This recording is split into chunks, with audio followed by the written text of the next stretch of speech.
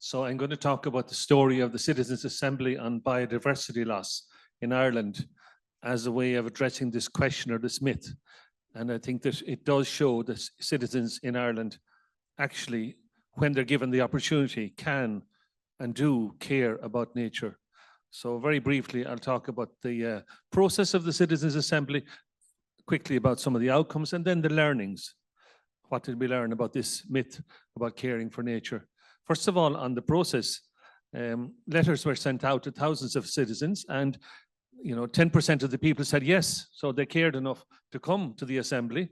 It was a random stratified sample across the country, young and old, urban and rural, and so on like that. The terms of reference were set by the Parliament, and specifically what the citizens were asked to do was come up with proposals as to how the state can improve our record on biodiversity loss. So it was very much a policy-focused question to the citizens.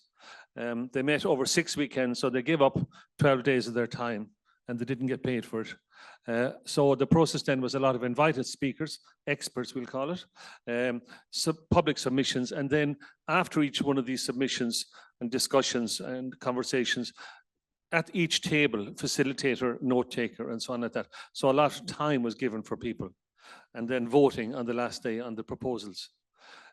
Just a little bit more on the range of speakers was very broad, and we tried to organize. I was on the advisory group for this, pro and con, in other words, a perspective from people from various sides of each of these arguments. A full day on agriculture, which obviously in the context of biodiversity loss in Ireland is very important.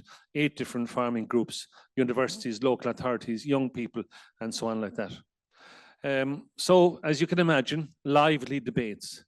And one thing for sure we learned was the citizens in Ireland do really get stuck into this stuff and do care and got very engaged in it. So the process itself was very effective. In terms of some of the outcomes, we had over 100 recommendations.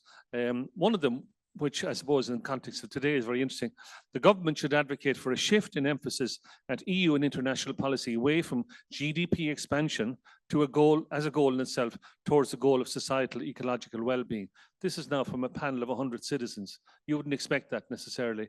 There were many other ones. For example, we should move towards encouraging more plant-based diet. Some of the farmers in the audience weren't thrilled about that, but 85% of the citizens supported that recommendation. There was a very interesting conversation then about amending our constitution, and ultimately there was proposals passed by over 90% to provide for rights for nature, substantive rights and procedural rights. So all of that is covered in the report then, which went from the citizens to the Parliament. And just in terms of the lessons, I suppose, and in the context of this myth, in summary, as I say, when given a chance, people will and do care about nature. But we could see that views on nature and the environment were evolving during the process and are evolving in our society, as I think in all our societies. But we need to provide space, and we heard this from Joe O'Hara and lots of other speakers in the previous sessions, space for respectful discussion. Citizens don't have to be experts to have an informed opinion. This idea, again, going back to the previous speakers about who is an expert and what is science and so on. So in our experience, for sure, people do care, and when given the opportunity, the time, they will and they do show that they really care. Maybe later in the Q&A we can talk about more local examples of it, but the Citizens' Assembly for sure show that, and there's a lot of interest in that around Europe.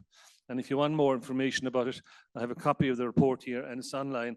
So it's just one simple reference, the report of the Citizens' Assembly at citizensassembly.ie. Thank you.